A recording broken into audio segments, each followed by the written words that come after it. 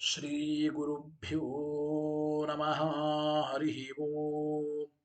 श्रियपत्ते नित्यगणितगुणमाणिक्यविशद प्रभाजालोल्लासोपहत सकलापद्यतमसे जगज्जन्मस्थेम प्रलयरचनाशीलवपुषे नमो शेषाम्नाय स्मृतिहृदयदीप्ताय हरये येन प्रादुरभावि भूमिवनजे व्यस्तारिको सन्ततिः प्रबोधिश्रुतिपङ्कजं करुणया प्रकाशीतत्वं परम् ध्वान्तं ध्वंसमनायि साधुनिकरश्चाकारि सनमार्गगः तेन व्यासदिवाकरेण सततं मात्याजि मे मानसम् व्याप्तिर्यस्य निजे निजेन महसा पक्षे सपक्षे स्थितिः व्यावृत्तिश्च विपक्षतोत विषये शक्तिर्न वै बाधिते नैवास्ति प्रतिपक्षयुक्तिरतुलं शुद्धं प्रमाणं समे भूयात्तत्त्वविनिर्णयाय भगवानानन्दतीर्थो मुनिः भवति यदनुभावादेडमूकोऽपि वाग्मी जडमतिरपि जन्तुर्जायते प्राज्ञमौलिः सकलवचनचेतो देवता भारती स मम वचसि निधत्तां सन्निधिं मानसे च रमानिवासोचितवासभूमि सन्न्याय रत्नावलि जन्मभूमि वैराग्यभाग्यो मम पद्मनाभतीर्थामृताब्धिर्भवताद्विभूतिः पदवाक्य प्रमाणज्ञान प्रतिवादिवदच्छिदः श्रीमदक्षोभ्यतीर्थाख्यानुपतिष्ठे गुरून्मम श्रीमदानन्दतीर्थार्य सन्मनः सरसि भुवि अनुव्याख्याननलिने चञ्चरी कतिमे मनः न शब्दाब्दौ गाढाः न च निगमचर्चासु चतुराः न च न्याये प्रौढाः न च विदितवेद्या अपि वयम् परं श्रीमत्पूर्णप्रमति गुरुकारुण्यसरणिं प्रपन्नामन्यास्मः किमपि च वदन्तोऽपि महताम् भगवता बादरायणेन प्राणिनां निःश्रेयसाय प्रणीतमपि ब्रह्ममीमांसाशास्त्रम् असाधु निबन्धं दतमस अवकुण्ठितत्वेन अप्रणीतमिव मन्यमानः भगवानानन्दतीर्थमुनिः यथाचार्याभिप्रायम् अस्य भाष्यं विधाय अनुभाष्यमपि करिष्यन् विलीन प्रकृतितया स्वयमन्तराय विदुरोऽपि अनवरतमीश्वर प्रवणकाय करणरुत्तिरपि नारायण प्रणामादिकं पारीप्सितस्यनन्तराय परिसमाप्तेः प्रचयस्य च हेतुतया वगीतशिष्टाचार परम्परादिना अवगतम् अवश्यं करणीयं शिष्यान् ग्राहयितुं ग्रन्थादौ निबध्नाति नारायणमिति नारायणं निखिल पूर्णगुणैकदेहं निर्दोषमाप्यतममप्यखिलैः सुवाक्यैः अस्योद्भवादिदमशेषविशेषतोऽपि वन्द्यं सदा प्रियतमं मम सन्नमामि तमेव शास्त्रप्रभवं प्रणम्य जगद्गुरूणां गुरुवञ्जसैव विशेषतो मे परमाख्यविद्याव्याख्यां करोम्यन्वपि चाहमेव ओमो मथातो ब्रह्म जिज्ञासा ओम श्रुतिक्षीराब्धिमामध्यधीमन्दरमहीभृतः प्राप्ता न्यायसुधा येन तं च इन्द्रमहं भजे बुधैरपि सुदुर्बोधे ग्रन्थे यन्मम साहसं तत्पारयन्तु निपुणाः गुरुपादरजक्कणाः लौकिकफलं लक्षणामृतदोहिनीं गुरुवनुग्रहरूपां तां कामधेनुमुपास्महे मद्भुक्तिर्द्विनदी जयार्यशुभवाक् सूर्यात्मजा सङ्गमे व्याख्यात्मानमहो विधाय नृहरे प्राप्य प्रसादं परं प्रापुरुजे कृतकृत्यतां गतमला विद्यादिराजादयो ಯೋಗೀಶ ಕೃಪಯಂತು ತೇ ಜಯ ಮುನೇರ್ಭಾವಸ್ಯ ಬೋಧಾಯ ಮೇ ಶುಕೇನ ಶಾಂತ್ಯಾದಿಷು ವಾङ्मयेषु ವ್ಯಾಸೇನ ಧೈರ್ಯಂ ಬುಧಿನೋಪಮೇಯಂ मनोजजित्या मनसां निपत्य रघुत्तमाख्यं स्वगुरुं नमामि न दग्धं यस्य कौपीनम् अग्नौ दत्तमपि स्फुटं वेदौ व्यासगुरुं नौमि श्रीवेदेश नमस्कृतम् सत्यनाथ गुरुः पातु योधीरो नवचन्द्रिका नवामृतगदा तीर्थताण्डवानि व्यचीकृपत आरूढः सहसा यतीन्द्रपदवीं गत्वा च वाराणसीं तत्रत्यान् कुमतप्रचारनिरतानद्वैतदिग्धन्तिनः प्रौढार्थे वचने सुयुक्तिखचितैः सम्भीषयन्मोदयन् सत्यध्यानसुकेसरी विजयते पादासितश्रीपतेः प्रावोचद्योतिकं न्यायसुधावाक्यार्थचन्द्रिकाम् सत्यप्रज्ञ गुरुर्दद्यात् प्रज्ञां वैदान्तिकीं सदा बन्धुस्त्वं गुरुरिष्टदैवतमिति त्वत्पादपङ्केरुहम् प्राप्तं मां परिपालयेति सततं याचे निबद्धाञ्जलिः चित्तं मद्गुणदोषचिन्तनविदो नूनं मना कृताः सत्याभिज्ञ गुरोस्त्वदङ्घ्रियुगलम् हित्वा न मे सद्गतिः सत्याभिज्ञकराब्जोत्थान् पञ्चाशद्वर्षपूजकान् सत्यप्रमोदतीर्थार्यान् नौमि न्यायसुधारतान् वेदेश मुनिसत्पादसेवा सम्प्राप्त वैभव यादवार्यान् वरसुधाटिकाकारान् वयं नुमः पृथ्वीमण्डलमध्यस्थाः पूर्णबोधमतानुगाः वैष्णवा विष्णुहृदयाः तान्नमस्ये गुरून् मम आपादमौलिपर्यन्तं गुरूणामाकृतिं स्मरेत् तेन विघ्नाः प्रणश्यन्ति सिद्ध्यन्ति च मनोरथाः शुभां ध्यायन्ति ये कामान् गुरुदेवः प्रसादजान् इतरान् आत्मपापोत्थान् तेषां विद्या फलिष्यति यहिरहं सुखवत् सम्यक् शिक्षितोऽस्मि कृपालुभिः श्रीमत्सत्यात्मतीर्थार्यान् वन्दे विद्या गुरून् मम श्रीमन्न्यायसुधासक्तं नानार्थप्रतिपादकं गुणग्राह्यति श्रेष्ठं श्रीसत्यात्मगुरुं भजे स्वस्त्यस्तु सतामखिलसन्मङ्गलानि भवन्तु ಶ್ರೀ ಗುರುಭ್ಯೋ ನಮಃ ಹರಿ ಓಂ. ನಾವು ಹಿಂದೆಯ ಪಾಠದಲ್ಲಿ ಶ್ರೀಮನ್ಯಾಯಸುಧೆಯ ಜಿಜ್ಞಾಸಾಧಿಕರಣದ ಕೊನೆಯ ಭಾಗ ಶಕ್ತಿವಾದ ಅಂತ ಕರೀತಾ ಇದ್ದಾರೆ. ಪೂರ್ವ ಪಕ್ಷಿಗಳು ಮತ್ತೆ ವೇದವನ್ನ ಅಪ್ರಮಾಣ ಅಂತ ಶಂಕ ಮಾಡಿದರೆ ವೇದಕ್ಕೆ ಮತ್ತೆ ಪ್ರಾಮಾಣ್ಯವನ್ನು ಸಮರ್ಥನೆ ಮಾಡ್ತಾ ಇದ್ದಾರೆ ಆಚಾರ್ಯರು, ಟೀಕಾಕೃತ್ಪಾದರು ಇಬ್ಬರೂ ಕೂಡ.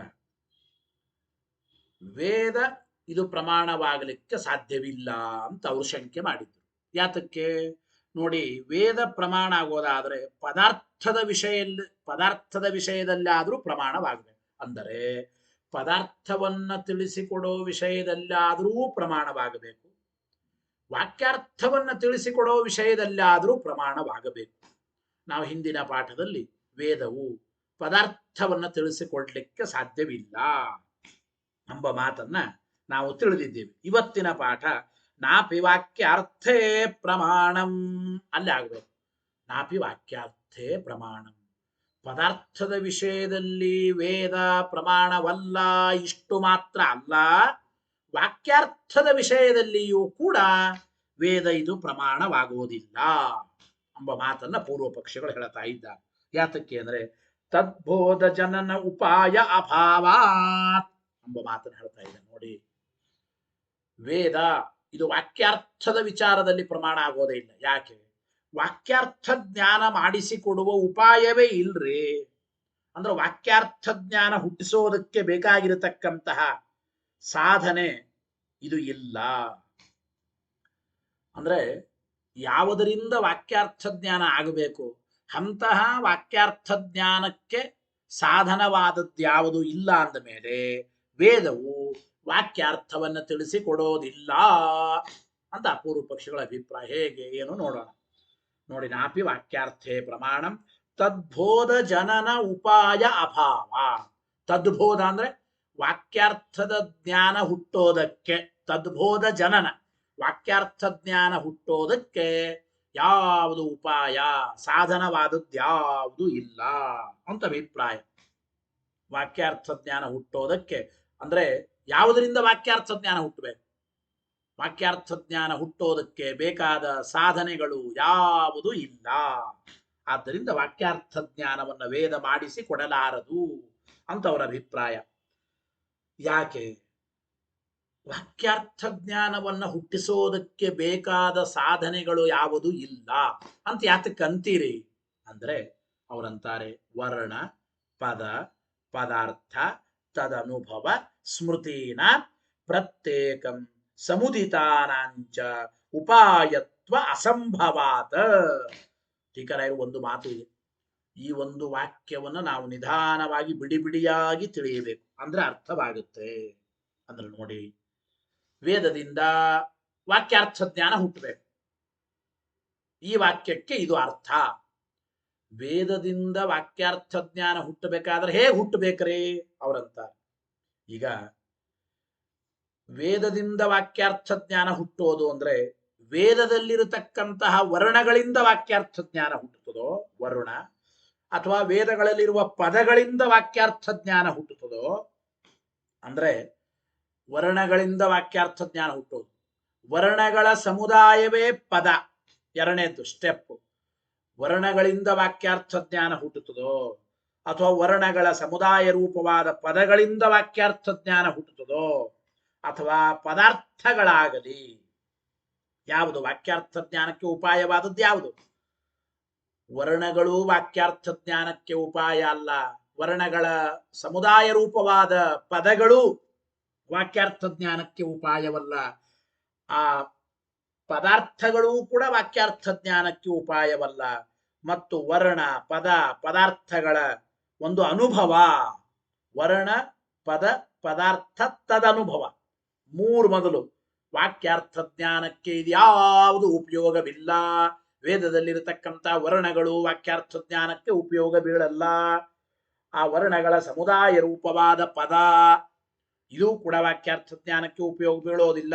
ಪದಾರ್ಥಗಳು ಕೂಡ ವಾಕ್ಯಾರ್ಥ ಜ್ಞಾನಕ್ಕೆ ಉಪಯೋಗ ಬೀಳೋದಿಲ್ಲ.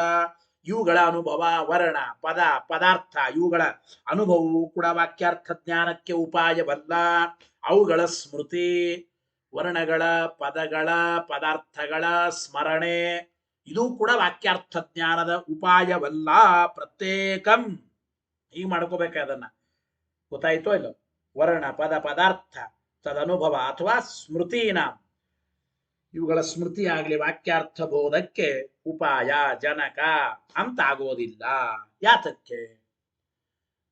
ವರ್ಣವಾಗ್ಲಿ ಪದಗಳಾಗ್ಲಿ ಪದಾರ್ಥಗಳಾಗ್ಲಿ ಅವುಗಳ ಅನುಭವ ಮತ್ತು ಅವುಗಳ ಸ್ಮೃತಿ ಯಾವುದರಿಂದಲೂ ವಾಕ್ಯಾರ್ಥ ಜ್ಞಾನ ಹುಟ್ಟೋದಿಲ್ಲ ಅಂತಂದ್ರಿ. ಯಾತಕ್ಕೆ ಅಂದ್ರೆ ಅವ್ರು ಹೇಳ್ತಾರೆ ನೋಡಿ, ಇಲ್ಲಿ ಎರಡು. ಈ ವೇದದಲ್ಲಿರತಕ್ಕಂತಹ ವರ್ಣಗಳು ವಾಕ್ಯಾರ್ಥ ಜ್ಞಾನಕ್ಕೆ ಕಾರಣ ಅಂತ ಇದ್ದಿ. ಅದು ಹೇಗೆ ಅಂತ, ಪ್ರತ್ಯೇಕವಾದ ವರ್ಣಗಳು ಅಥವಾ ಪದಗಳು ಅಂದ್ರೆ ವೇದದಲ್ಲಿರತಕ್ಕಂತಹ ವರ್ಣಗಳು ವೇದದಲ್ಲಿರತಕ್ಕಂತಹ ಪದಗಳು ಇವುಗಳು ಪ್ರತ್ಯೇಕವಾಗಿ ವಾಕ್ಯಾರ್ಥ ಜ್ಞಾನಕ್ಕೆ ಕಾರಣನೋ ಅಥವಾ ವರ್ಣ ಅಥವಾ ಈ ಪದಗಳ ಸಮೂಹ, ವರ್ಣಗಳ ಸಮೂಹವೇ ಪದ, ಪದಗಳ ಸಮೂಹವೇ ವಾಕ್ಯ ಅಂತ ಕರೀತೇವೆ. ಇರಲಿ, ಅಂತೂ ವರ್ಣಗಳು ಅಥವಾ ಪದಗಳು ಇವುಗಳು ಸಮುದಿತವಾಗಿ ಅಂದ್ರೆ ವರ್ಣ ಪದಗಳ ಸಮುದಾಯ ಇದು ವಾಕ್ಯಾರ್ಥ ಜ್ಞಾನಕ್ಕೆ ಕಾರಣವೋ? ಪ್ರಶ್ನೆ ಮೊದಲನೇದಿಲ್ಲ. ಒಂದೊಂದು ವರ್ಣಗಳು ಕೂಡ ಪ್ರತ್ಯೇಕವಾಗಿ ವಾಕ್ಯಾರ್ಥ ಜ್ಞಾನವನ್ನ ಹುಟ್ಟಿಸ್ತವೆ ಅಂತಂದ್ರೆ ಇದು ಸರಿಯಾಗೋದಿಲ್ಲ. ಅಂದ್ರೆ ಒಂದೊಂದು ವರ್ಣಗಳು ಪ್ರತ್ಯೇಕವಾಗಿ ವಾಕ್ಯಾರ್ಥ ಜ್ಞಾನ ಹುಟ್ಟಿಸ್ತವೆ, ಈ ನಿಯಮ ಸರಿಯಲ್ಲ. ಯಾಕೆ? ಮೊದಲನೇ ವರ್ಣದಿಂದಲೇ ವಾಕ್ಯಾರ್ಥ ಜ್ಞಾನ ಆದ ಮೇಲೆ ಎರಡನೇ ವರ್ಣ ಎರಡನೇ ಪದ ಅದು ಯಾತಕ್ ಬೇಕು? ಈಗ ಒಂದೊಂದು ವರ್ಣಗಳು ಪ್ರತ್ಯೇಕವಾಗಿ ವಾಕ್ಯಾರ್ಥ ಜ್ಞಾನ ಹುಟ್ಟಿಸ್ತವೆ ಅಂತ ಒಪ್ಕೊಂಡ್ಬಿಟ್ರೆ, ಪ್ರಥಮ ವರ್ಣದಿಂದಲೇ ವಾಕ್ಯಾರ್ಥ ಜ್ಞಾನ ಹುಟ್ಟಿದ ಮೇಲೆ ದ್ವಿತೀಯ ವರ್ಣ ತೃತೀಯ ವರ್ಣ ವ್ಯರ್ಥ. ಮತ್ತು ಮೊದಲನೇ ಪದದಿಂದಲೇ ವಾಕ್ಯಾರ್ಥ ಜ್ಞಾನ ಹುಟ್ಟಿದಾಗ ದ್ವಿತೀಯ ಪದ ತೃತೀಯ ಪದ ಇವೆಲ್ಲವೂ ವ್ಯರ್ಥ ಅಂತ ಆಗಬೇಕಾಗುತ್ತವೆ. ಆದ್ದರಿಂದ ಒಂದೊಂದು ವರ್ಣಗಳು ಒಂದೊಂದು ಪದಗಳು ಪ್ರತ್ಯೇಕವಾಗಿ ವಾಕ್ಯಾರ್ಥ ಜ್ಞಾನವನ್ನು ಹುಟ್ಟಿಸ್ತವೆ ಅಂತ ಹೇಳಬೇಡಿ. ಇನ್ನು ಅಲ್ಲಿ ವಿಕಲ್ಪ ಮಾಡಿಕೊಳ್ಬೇಕು. ಸಮುದಿತವಾಗಿ ಈ ಎಲ್ಲ ವರ್ಣಗಳ ಒಂದು ಸಮುದಾಯ, ಪದಗಳ ಸಮುದಾಯ, ಇದು ವಾಕ್ಯಾರ್ಥ ಜ್ಞಾನಕ್ಕೆ ಕಾರಣ ಅಂತ ಅನ್ಬೇಕು. ಇದು ಸಾಧ್ಯವೇ ಇಲ್ಲ ಅಂತ, ಇದು ಸಾಧ್ಯವೇ ಇಲ್ಲ. ಯಾತಕ್ಕೆ ನೋಡಿ, ವರ್ಣಗಳಾಗ್ಲಿ ಪದಗಳಾಗ್ಲಿ ಆಶುತರ ವಿನಾಶಿಗಳಾಗಿವೆ. ಎಲ್ಲ ಟಿಪ್ಪಣಿ ಒಳಗೆ ಬರೆದಿದ್ದಾರೆ. ಟೀಕರಾಯರ ವಾಕ್ಯ ಒಂದೇ ಇದೆ, ವರ್ಣ ಪದ ಪದಾರ್ಥ ತದನುಭವ ಸ್ಮೃತೀನಾಂ ಪ್ರತ್ಯೇಕಂ ಸಮುದಿತಾನಾಂಚ ಉಪಾಯತ್ವ ಅಸಂಭವಾತ್. ಒಂದು ಮಾತು ಹೇಳ್ಬಿಟ್ಟು ಟೀಕರಾಯರ ಒಂದು ವಾಕ್ಯ. ಇಷ್ಟೆಲ್ಲ ವಿಕಲ್ಪ ಮಾಡಿಕೊಂಡು ಒಂದಕ್ಕೊಂದು ಅರ್ಥ ಮಾಡಿಕೊಳ್ಬೇಕು. ಅದಕ್ಕೆ ಪ್ರತ್ಯೇಕವಾಗಿ ವರ್ಣ ಪದಗಳು ವಾಕ್ಯಾರ್ಥ ಜ್ಞಾನಕ್ಕೆ ಕಾರಣ ಅಂದ್ರೆ ಉಳಿದ ವರ್ಣ ಪದಗಳು ವ್ಯರ್ಥವಾಗುತ್ತವೆ. ವರ್ಣಗಳು ಮತ್ತು ಪದಗಳು ಅವುಗಳ ಸಮುದಾಯ ಅಂದ್ರೆ ಸಮುದಿತವಾದ ವರ್ಣಗಳು ಪದಗಳು ವಾಕ್ಯಾರ್ಥ ಜ್ಞಾನವನ್ನು ಹುಟ್ಟಿಸ್ತವೆ ಅಂತಂದ್ರೆ ಇದು ಸಾಧ್ಯವಿಲ್ಲ. ಅಂದ್ರೆ ಯಾಕೆ? ವರ್ಣಗಳಾಗ್ಲಿ ಪದಗಳಾಗ್ಲಿ ಆಶುತರ ವಿನಾಶಿ ಅಂದ್ರೆ ಬೇಗನೆ ಹುಟ್ಟಿ ನಾಶವಾಗಿ ಬಿಡ್ತವೆ. ಕ್ಷಣಿಕ ಅಂತ ಕರೀತಾರಲ್ಲ, ಅವರ ಅಭಿಪ್ರಾಯದಲ್ಲಿ ಕ್ಷಣಿಕವಾಗಿವೆ ವರ್ಣಗಳು ಪದಗಳು. ಇವು ಆಶುತರ ವಿನಾಶಿ, ಬೇಗನೆ ಹುಟ್ಟಿ ನಾಶವಾಗತಕ್ಕಂಥವುಗಳು. ಆದ್ದರಿಂದ ಒಂದೊಂದು ವರ್ಣಗಳು ಕ್ರಮವಾಗಿ ಸಮುದಿತವಾಗಿ ವಾಕ್ಯಾರ್ಥ ಜ್ಞಾನ ಹುಟ್ಟಿಸ್ತವೆ ಎಂಬುದು ಅಸಾಧ್ಯ. ಯಾಕೆ? ಒಂದೊಂದು ವರ್ಣಗಳು ಸಮುದಿತವಾಗೋದೇ ಕಷ್ಟ. ಒಂದು ವರ್ಣ ಹುಟ್ಟಿತು, ಅದೇನೋ ಅರ್ಥ ಮಾಡಿಸ್ತು, ಮುಂದಿನ ವರ್ಣ ಬಂತು, ಅದು ಒಂದು ಪದಾರ್ಥದ ಅರ್ಥ ಮಾಡಿಸ್ಬೇಕು. ಹಿಂದಿನ ವರ್ಣ ನಾಶವಾಗಿ ಬಿಟ್ಟಿರ್ತದೆ, ಆಶುತರ ವಿನಾಶಿ ಆ ವರ್ಣಗಳು. ಪದಗಳು ಹೀಗೇನೆ, ಒಂದು ಪದದಿಂದ ಅರ್ಥ ತಿಳಿದ ಮೇಲೆ ಮುಂದಿನ ಪದದಿಂದ ಮತ್ತೊಂದು ಅರ್ಥ ತಿಳಿಯುವಾಗ ಹಿಂದಿನ ಪದ ಹೋಗ್ಬಿಟ್ಟಿರ್ತದೆ, ನಾಶವಾಗಿ ಬಿಟ್ಟಿರ್ತದೆ. ಆಶುತರ ವಿನಾಶಿ ವರ್ಣಗಳು ಪದಗಳು ಕ್ಷಣಿಕ ಅಂತ ಅಭಿಪ್ರಾಯ ಇಟ್ಟುಕೊಂಡ್ರೆ, ಅಂದ್ರೆ ಅಭಿಪ್ರಾಯ ವರ್ಣ ಪದಗಳು ಕ್ಷಣಿಕ, ಆಶುತರ ವಿನಾಶಿಯಾಗಿವೆ. ಆಶುತರ ವಿನಾಶಿಯಾದ್ದರಿಂದ ವರ್ಣ ಪದಗಳು ಏಕತ್ರ ಒಂದು ಕಡೆ ಗುಂಪು ಕೂಡುವಿಕೆ, ಅವು ಒಂದು ಕಡೆ ಸಮುದಿತವಾಗೋದು, ವರ್ಣ ಮತ್ತು ಪದಗಳು ಒಂದು ಕಡೆ ಸೇರೋದು ಇದೇ ಅಸಾಧ್ಯ ಅಂದ್ರು. ಆ ವರ್ಣ ಪದಗಳು ಆಶುತರ ವಿನಾಶಿ ಆದ್ದರಿಂದ ಕ್ರಮವಾಗಿ ಒಂದು ಕಡೆ ವರ್ಣ ಪದಗಳು ಸಮುದಿತವಾಗುತ್ತವೆ ಎಂಬುದೇ ಅಸಾಧ್ಯ. ಈ ಒಂದು ಕಡೆ ಸೇರೋದಿಲ್ಲವೇ ಇಲ್ಲ. ಕ್ಷಣಿಕವಾದ ಮೇಲೆ ಏನು ಸೇರುತ್ತವೆ? ಒಂದು ವರ್ಣ ಬರೋ ಅಷ್ಟರಲ್ಲಿ ಹಿಂದಿನ ವರ್ಣ ನಾಶವಾಗಿ ಬಿಟ್ಟಿರ್ತದೆ, ಒಂದು ಪದ ಮತ್ತೊಂದು ಪದ ಬರೋ ಅಷ್ಟರಲ್ಲಿ ಹಿಂದಿನ ಪದಗಳು ನಾಶವಾಗಿ ಬಿಟ್ಟು ಆಶುತರ ವಿನಾಶಿ. ಪದಗಳ ಮಧ್ಯದಲ್ಲಿ ಕ್ರಮವಾದ ಒಂದು ಸಮುದಾಯ ಕೂಡುವಿಕೆ ಎಂಬುದೇ ಸಾಧ್ಯವಿಲ್ಲ. ಅಂದ ಮೇಲೆ ಸಮುದಿತವಾದ ವರ್ಣ ಪದಗಳು ವಾಕ್ಯಾರ್ಥ ಜ್ಞಾನ ಮಾಡಿಸಿಕೊಡ್ತವೆ ಎಂಬುದು ಸಾಧ್ಯವಿಲ್ಲ ಅಂತ ಇಷ್ಟು ಅಭಿಪ್ರಾಯ ನಾವು ಚಿಂತನೆ ಮಾಡಬೇಕು. ಗೊತ್ತಾಯ್ತೋ ಇಲ್ಲ? ವರ್ಣ ಪದ ಪದಾರ್ಥ ತದನುಭವ ಸ್ಮೃತಿನ, ವರ್ಣಗಳು ಪದಗಳು ಪದಾರ್ಥಗಳು ಅವುಗಳ ಅನುಭವ ಮತ್ತು ಅವುಗಳ ಸ್ಮೃತಿ ಇವು ಯಾವುಗಳು ಕೂಡ ಪ್ರತ್ಯೇಕವಾಗಿ ಆಗಲಿ ಸಮುದಿತವಾಗಿ ಆಗಲಿ ವಾಕ್ಯಾರ್ಥ ಜ್ಞಾನಕ್ಕೆ ಉಪಾಯವಾಗೋದಿಲ್ಲ. ಉಪಾಯತ್ವ ಅಸಂಭವ. ಇಷ್ಟು ಆ ಶಬ್ದಕ್ಕೆ ಅರ್ಥ. ನಿಧಾನವಾಗಿ ನಾನು ಹೇಳಿದ ವಿಚಾರವನ್ನ ವಿಕಲ್ಪವನ್ನ ಎರಡೆರಡು ಬಾರಿ ಕೇಳಿ ಅಂದ್ರೆ ಅರ್ಥ ಆಗುತ್ತೆ. ಸ್ವಲ್ಪ ಶಕ್ತಿವಾದ ಕಠಿಣ 2-3 ದಿನಗಳ ಪಾಠ, ನಿಧಾನವಾಗಿ ಕೇಳಿ ಅರ್ಥ ಆಗುತ್ತೆ. ಇಷ್ಟು ಒಂದು ವಿಚಾರ ಮುಗಿಯಿತು. ಇದಾದ ಮೇಲೆ ಇನ್ನು ಸ್ಯಾನ್ಮತಂ ಕ್ರಿಯಾಪದೇನ ಕಾರಕ ಪದೇನ ವಾ ಸಾಕಾಂಕ್ಷೆ ಸ್ವಾರ್ಥೆ ಅಭಿಹಿತೆ ಯದೇವ ಪದಾಂತರೇಣ ಯೋಗ್ಯಂ ಪ್ರತಿಯೋಗಿ ಪದಾರ್ಥಾಂತರಂ ಸನ್ನಿಧಾಪ್ಯತೆ ತದೇವ ತಸ್ಯ ಸಂಬಂಧಿತ್ವೇನ ಅವತಿಷ್ಠತೆ ಇತಿ ಸತ್ಯಂ ಏವಂ ವಸ್ತು ಸ್ಥಿತಿ. ಏನಪ್ಪ ಅಭಿಪ್ರಾಯ? ಏನು ಅರ್ಥ ಆಗೋದಿಲ್ಲ, ಬಹಳ ಕಠಿಣವಾದ ವಿಚಾರ ಇದು. ಅದಕ್ಕೆ ನಿಧಾನವಾಗಿ ತಿಳಿಯಬೇಕು ಅಂತೀರ. ಏನು ನೋಡಿ, ಕ್ರಿಯಾಪದದಿಂದ ಆಕಾಂಕ್ಷೆ ಉಳ್ಳ ಪದಾರ್ಥ ಅಂದ್ರೆ ಘಟ ಅಂತ ಇಷ್ಟಂತೀವಿ ನಾವು. ಘಟ ಏನು? ಘಟವನ್ನು ತಗೊಂಡ್ಬರ್ಬೇಕೋ, ಘಟವನ್ನು ಒಡಿಬೇಕೋ, ಘಟವನ್ನು ಅವನಿಗೆ ಕೊಡು ಅಂತೀರೋ, ಘಟಮಾನಯ ಅಂತೀರೋ, ಘಟಂ ಪಿದೇಹ ಘಟವನ್ನು ಮುಚ್ಚು ಅಂತೀರೋ, ಏನು? ಹಾಗಾದ್ರೆ ಘಟ ಎಂಬ ಪದಾರ್ಥಕ್ಕೆ ಕ್ರಿಯಾಪದದ ಅಪೇಕ್ಷೆ ಇದೆ. ಅಂದ್ರೆ ಕ್ರಿಯಾಪದದಿಂದ ಸಾಕಾಂಕ್ಷವಾಯಿತು ಘಟ ಎಂಬ ವಸ್ತು. ಒಂದು ಕ್ರಿಯಾಪದದಿಂದ ಮಾತ್ರ ಸಾಕಾಂಶ ಅಲ್ಲ, ಕಾರಕ ಪದದಿಂದಲೂ ಸಾಕಾಂಶವಾಗಿದೆ ಪದಾರ್ಥ. ಘಟ ಘಟ ಅಂದ್ರೆ ಘಟ ತೆಗೆದುಕೊಂಡು ಹೋಗುವ ವ್ಯಕ್ತಿನೋ, ಈ ಘಟ ಯಾರದು ಅಂತ, ಘಟದ ಯಜಮಾನ ಯಾರೋ, ಅಥವಾ ಘಟವನ್ನು ನಾಶ ಮಾಡುವವನು ಯಾರೋ, ಅಥವಾ ಘಟವನ್ನು ತರುವವನು ಯಾರೋ, ಅಂತೂ ಘಟ ಎಂಬ ಪದಾರ್ಥಕ್ಕೆ ಕರ್ತೃಪದದ ಆಕಾಂಕ್ಷೆನೂ ಕೂಡ ಉಂಟು.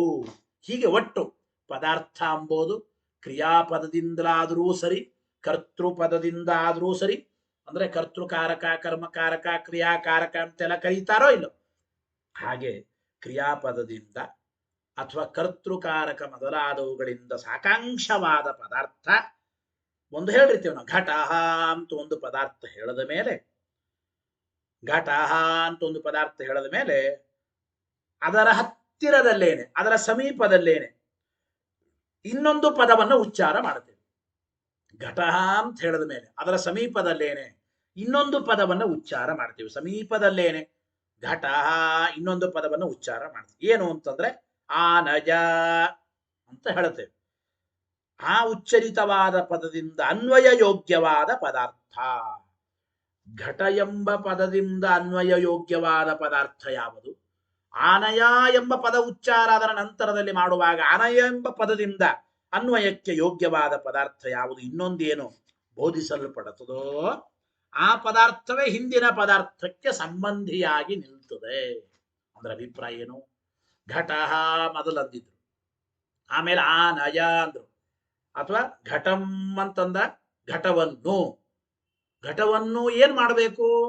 ಆನಯ ತೆಗೆದುಕೊಂಡು ಬಾ. ಅಂದ್ರೆ ಘಟ ಎಂಬ ಪದಾರ್ಥ ಕ್ರಿಯಾಪದದಿಂದ ಅಪೇಕ್ಷಿತವಾಗಿದೆ. ಘಟ ಎಂಬ ಈ ಪದಾರ್ಥ ಕರ್ತೃಕಾರಕದಿಂದ ಅಪೇಕ್ಷಿತವಾಗಿದೆ. ಅಂದರೆ ಘಟಂ ಎಂಬ ಪದವನ್ನು ಉಚ್ಚಾರಣೆ ಮಾಡಿದ ನಂತರದಲ್ಲಿ ಘಟ ಎಂಬ ಪದಾರ್ಥ, ಅದರ ಜೊತೆಗೆ ಅನಂತರದಲ್ಲಿ ಘಟಂ ಅಂದ ಮೇಲೆ ಆನಯ ಎಂಬ ಪದವನ್ನು ಉಚ್ಚಾರ ಮಾಡ್ತೇವೆ. ಆನಯ ಎಂಬ ಪದಕ್ಕೆ ಎಲ್ಲಿ ಶಕ್ತಿ? ಅದಕ್ಕೆ ಅನ್ವಯ ಯೋಗ್ಯವಾದ ಇನ್ನೊಂದು ಪದಾರ್ಥ ತರುವ ಎಂಬ ಕ್ರಿಯೆಯಲ್ಲಿ ಶಕ್ತಿ. ಆನಯ ಎಂಬ ಕ್ರಿಯಾಪದಕ್ಕೆ ತರುವಿಕೆ ಎಂಬ ಕ್ರಿಯೆಯಲ್ಲಿ ಶಕ್ತಿ. ಹಾಗಾದ್ರೆ ತರುವಿಕೆ ಎಂಬ ಈ ಪದಾರ್ಥ ಏನಿದೆ, ಈ ಪದದ ಅರ್ಥ, ಆನಯ ಎಂಬ ಪದದ ಅರ್ಥ ಏನು? ತರುವಿಕೆ. ಆನಯ ಎಂಬ ಪದದ ಅರ್ಥವಾದ ಈ ತರುವಿಕೆ ಎಂಬ ಪದಾರ್ಥಕ್ಕೂ ಘಟಂ ಎಂಬ ಹಿಂದಿನ ಪದಾರ್ಥಕ್ಕೂ ಸಂಬಂಧ ಇದೆ. ಆನಯ ಎಂಬ ಪದದ ಸಂಬಂಧಿಯಾದದ್ದೇ ಹಿಂದೆ ಹೇಳಲ್ಪಟ್ಟ ಘಟಂ ಎಂಬ ಪದ. ಘಟಂ ಆನಯ ಅಂತ ಇಷ್ಟ ಆಯ್ತೋ ಇಲ್ಲೋ?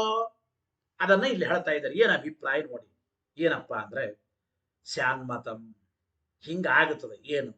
ಕ್ರಿಯಾಪದೇನ ಕ್ರಿಯಾಪದದಿಂದ ಅಥವಾ ಕಾರಕ ಪದೇನ ಕರ್ತೃಕಾರಕ ಮೊದಲಾದವುಗಳಿಂದ ಸಾಕಾಂಕ್ಷೆ ಸ್ವಾರ್ಥೆ ಅಭಿಹಿತೆ, ಅಂದ್ರೆ ಕ್ರಿಯಾಪದ ಕಾರಕ ಪದದಿಂದ ಅಪೇಕ್ಷಿತವಾದ ಆ ಒಂದು ಅಪೇಕ್ಷಿತವಾದ ಸ್ವಾರ್ಥ ಅಂದ್ರೆ ಘಟಂ ಎಂಬ ಪದವನ್ನು ನಾವು ಹೇಳಿದ ಮೇಲೆ, ಘಟ ಎಂಬ ಆ ಪದಾರ್ಥವನ್ನು ಹೇಳಿದ ಮೇಲೆ ಯದೇವ ಪದಾಂತರೇಣ, ಅದೇ ಇನ್ನೊಂದು ಪದದಿಂದ ಯೋಗ್ಯವಾದ ಅನ್ವಯ ಉಳ್ಳ ಯೋಗ್ಯಂ ಪ್ರತಿಯೋಗಿ ಪದಾರ್ಥಾಂತರಂ ಸನ್ನಿಧಾಪ್ಯತೆ. ಆನಯ ಎಂಬ ಪದ ಉಚ್ಚಾರ ಮಾಡಿದರು. ಆ ಪದಕ್ಕೆ ಅನ್ವಯಕ್ಕೆ ಯೋಗ್ಯವಾದ ಆನಯನ ಎಂಬ ಕ್ರಿಯಾ ತರುವಿಕೆ. ಆನಯ ಎಂಬ ಪದಕ್ಕೆ ಅರ್ಥ ತರುವಿಕೆ ಎಂಬುದೇ ಆ ಪದದ ಅರ್ಥ. ಪದಾರ್ಥ ಆನಯ ಎಂಬ ಪದದ ಅರ್ಥ ತರುವಿಕೆ. ಏನ್ ಹೇಳ್ತಾ ಇದ್ದೇವೆ? ತದೇವ ತಸ್ಯ ಸಂಬಂಧಿತ್ವೇನ, ಅಂದರೆ ಆನಯ ಎಂಬುವ ಒಂದು ಪದಕ್ಕೆ ಹಿಂದೆ ಹೇಳಲ್ಪಟ್ಟ ಘಟಂ ಎಂಬ ಆ ಪದದಿಂದ ಹೇಳಲ್ಪಟ್ಟ ಪದಾರ್ಥವೇ ಸಂಬಂಧಿತ್ವೇನ ಅವತಿಷ್ಠತೆ, ಅದು ಸಂಬಂಧಿಯಾಗಿ ಹೇಳಲ್ಪಡುತ್ತದೆ. ಅಂದ್ರೆ ತರುವಿಕೆ ಎಂಬ ಪದದ, ಅಂದ್ರೆ ಆನಯ ಎಂಬ ಪದದ ಅರ್ಥ ತರುವಿಕೆ, ಘಟಂ ಎಂಬ ಪದದ ಅರ್ಥ ಘಟ ಎಂಬ ಪದಾರ್ಥ. ಹಿಂದೆ ಹೇಳಲ್ಪಟ್ಟ ಘಟ ಎಂಬ ಪದಾರ್ಥಕ್ಕೂ ಈಗ ಹೇಳಲ್ಪಟ್ಟ ಆನಯ ತರುವಿಕೆ ಎಂಬ ಪದದ ಅರ್ಥಕ್ಕೂ ಸಂಬಂಧ ಇದೆ. ಆನಯ ಎಂಬ ಶಬ್ದದಿಂದ ಹೇಳಲ್ಪಟ್ಟ ತರುವಿಕೆ ಎಂಬ ಪದಾರ್ಥಕ್ಕೆ ಹಿಂದಿನ ಪದಾರ್ಥ ಸಂಬಂಧಿಯಾದ ಪದಾರ್ಥ ಅಂತ ಆಗುತ್ತದೆ. ಸಂಬಂಧಿತ್ವೇನ ಅವಗ ಹೌದು. ತರುವಿಕೆ ಎಂಬ ಪದಾರ್ಥಕ್ಕೆ ಘಟಂ ಎಂಬ ಪದದಿಂದ ಹೇಳಲ್ಪಟ್ಟ ಘಟ ಎಂಬ ಪದಾರ್ಥ ಸಂಬಂಧಿ ಆಯಿತು. ತರಬೇಕು, ಏನನ್ನು ತರಬೇಕು? ಘಟವನ್ನು ತರಬೇಕು. ಘಟ ಎಂಬ ಪದಾರ್ಥಕ್ಕೂ ತರುವಿಕೆ ಎಂಬ ಆ ಪದಾರ್ಥಕ್ಕೂ ಸಂಬಂಧ ಇದೆ ಒಟ್ಟಿನಲ್ಲಿ. ಇದು ಸರಿ, ಇದು ವಸ್ತುಸ್ಥಿತಿ ಹೌದು, ಈ ರೀತಿ ಇದೆ. ಅಂದ್ರೆ ಒಟ್ಟು ಮುಂದಿನ ಪದಾರ್ಥಕ್ಕೆ ಹಿಂದಿನ ಪದಾರ್ಥದಿಂದ ಸಂಬಂಧ ಅಂಬೋದಿದೆ, ನಿಜ. ತರುವಿಕೆ ಎಂಬ ಪದಾರ್ಥಕ್ಕೂ ಆನಯ ಎಂಬ ಪದದಿಂದ ಹೇಳಲ್ಪಟ್ಟ ತರುವಿಕೆ ಎಂಬ ಪದಾರ್ಥಕ್ಕೂ ಆಮೇಲೆ ಈ ಕಡೆ ಘಟಂ ಎಂಬ ಪದದಿಂದ ಹೇಳಲ್ಪಟ್ಟ ಘಟ ಎಂಬ ಪದಾರ್ಥಕ್ಕೂ ಸಂಬಂಧ ಇದೆ, ಹೌದು. ಮುಂದಿನ ಪದಾರ್ಥಕ್ಕೆ ಹಿಂದಿನ ಪದಾರ್ಥ ಸಂಬಂಧಿ ಆಗುತ್ತದೆ, ಇಲ್ಲ ಅಂತ ಅನ್ನೋದಿಲ್ಲ, ಸಂಬಂಧಿ ಎಂಬುದು ಆಗುತ್ತದೆ.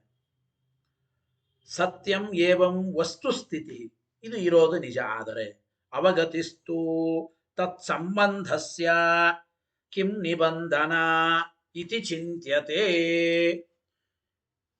ಮುಂದಿನ ಪದಾರ್ಥಕ್ಕೆ ಹಿಂದಿನ ಪದಾರ್ಥದ ಸಂಬಂಧ ಇದೆ, ಮುಂದಿನ ಪದಾರ್ಥಕ್ಕೆ ಹಿಂದಿನ ಪದಾರ್ಥ ಸಂಬಂಧಿ ಅಂತ ಆಗುತ್ತದೆ, ಇಷ್ಟು ಕೇಳಿದ್ದೇವೆ. ಇದು ಮುಂದೇನು, ಇಲ್ಲೇನಪ್ಪ ವಿಚಾರ ಅಂತಂದ್ರೆ ನೋಡಿ. ಆದರೆ ಆ ಸಂಬಂಧದ ಜ್ಞಾನ ಹೇಗೆ? ಮುಂದಿನ ಪದಾರ್ಥಕ್ಕೂ ಹಿಂದಿನ ಪದಾರ್ಥಕ್ಕೂ ಒಂದು ಸಂಬಂಧ ಇದೆ. ಈ ಮುಂದಿನ ಪದಾರ್ಥಕ್ಕೂ ಹಿಂದಿನ ಪದಾರ್ಥಕ್ಕೂ ಏನು ಸಂಬಂಧ ಅದ ರೀ? ಹೇಗೆ ಆ ಸಂಬಂಧ ಜ್ಞಾನ ನಮಗಾಗೋದು ಹೇಗೆ? ಅದು ವಿಚಾರ ಮಾಡಬೇಕಾಗಿದೆ. ಉತ್ತರ ಪದಾರ್ಥಕ್ಕೆ ಪೂರ್ವ ಪದಾರ್ಥದಿಂದ ಸಂಬಂಧಿ ಇದೆ, ಅಂದ್ರೆ ಸಂಬಂಧ ಇದೆ. ಅಂದ್ರೆ ಉತ್ತರ ಪದಾರ್ಥಕ್ಕೆ ಪೂರ್ವ ಪದಾರ್ಥ ಸಂಬಂಧಿ ಆಗುತ್ತದೆ, ಇದು ಹೌದು, ಸಂತೋಷ.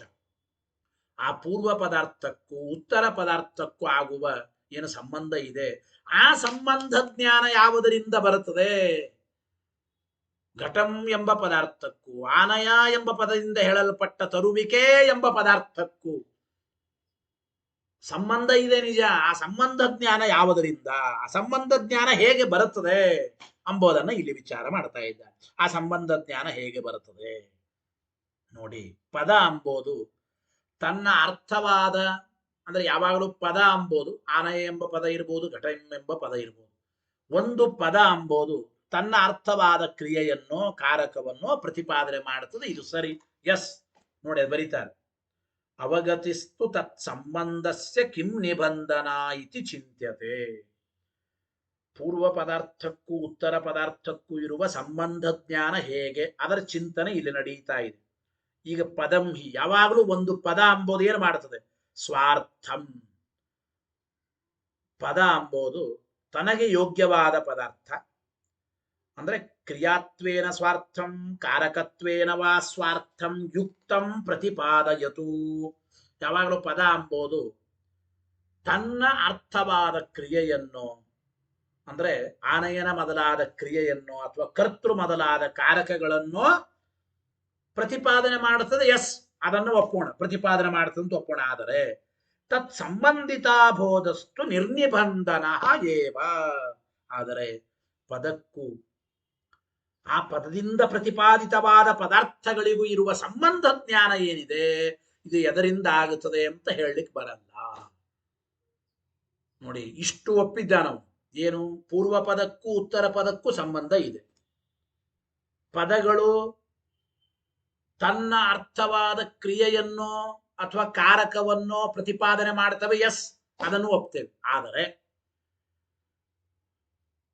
ಆ ಪದಗಳಿಂದ ಪ್ರತಿಪಾದ್ಯವಾದ, ಪದಗಳಿಂದ ಹೇಳಲ್ಪಡುವ ಏನು ಪದಾರ್ಥಗಳ ಮಧ್ಯದಲ್ಲಿ ಸಂಬಂಧ ಇದೆ, ಪೂರ್ವ ಪದದಿಂದ ಹೇಳಲ್ಪಟ್ಟ ಪದಾರ್ಥಕ್ಕೂ ಉತ್ತರ ಪದದಿಂದ ಹೇಳಲ್ಪಟ್ಟ ಪದಾರ್ಥಕ್ಕೂ ಏನು ಸಂಬಂಧ ಇದೆ, ಈ ಸಂಬಂಧ ಜ್ಞಾನ ಎದರಿಂದ ಆಗುತ್ತದೆ ಅಂದ್ರೆ ಇದಕ್ಕೆ ನಿಮಿತ್ತ ಇಲ್ಲ, ಯಾವುದು ಕಾರಣ ಅಂತ ಹೇಳಲಿಕ್ಕೆ ಬರಲ್ಲ.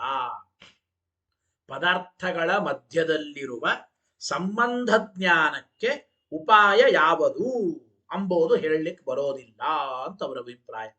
ಪದಾರ್ಥಗಳ ಮಧ್ಯದಲ್ಲಿರುವ ಒಂದು ಸಂಬಂಧ ಜ್ಞಾನಕ್ಕೆ, ಪದಾರ್ಥಗಳ ಮಧ್ಯದಲ್ಲಿರತಕ್ಕಂತಹ ಒಂದು ಸಂಬಂಧ ಜ್ಞಾನಕ್ಕೆ, ಗೊತ್ತಾಯಿತೋ ಇಲ್ಲ, ಪದಾರ್ಥಗಳ ಮಧ್ಯದಲ್ಲಿ ಇರತಕ್ಕಂತಹ ಆ ಸಂಬಂಧ ಜ್ಞಾನ ಎದರಿಂದ ಸಂಬಂಧ ಜ್ಞಾನಕ್ಕೆ ಯಾವುದು ಒಂದು ನಿಮಿತ್ತ ಇಲ್ಲ. ತತ್ ಸಂಬಂಧಿತ ಬೋಧಸ್ತು ನಿರ್ನಿಬಂಧನ ಏವ, ಅದಕ್ಕೇನು ನಿಮಿತ್ತ ಇಲ್ಲ.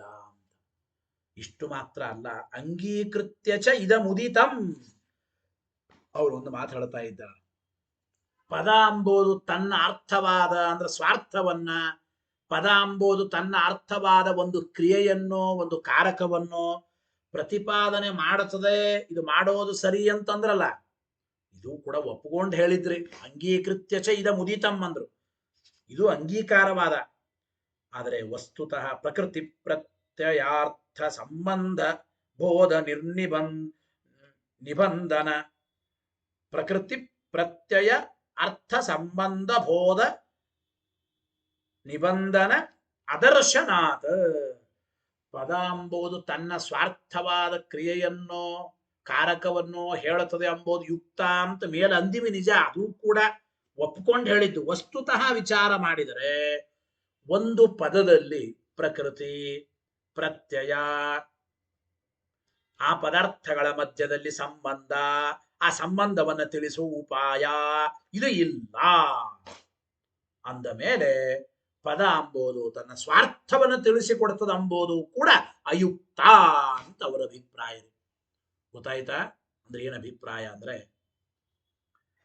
ವಸ್ತುತಃ ವಿಚಾರ ಮಾಡಿ ನೋಡಿದಾಗ ರಾಮ ಎಂಬುದು ಪ್ರಕೃತಿ, ಸು ಎಂಬುದು ಪ್ರತ್ಯಯ.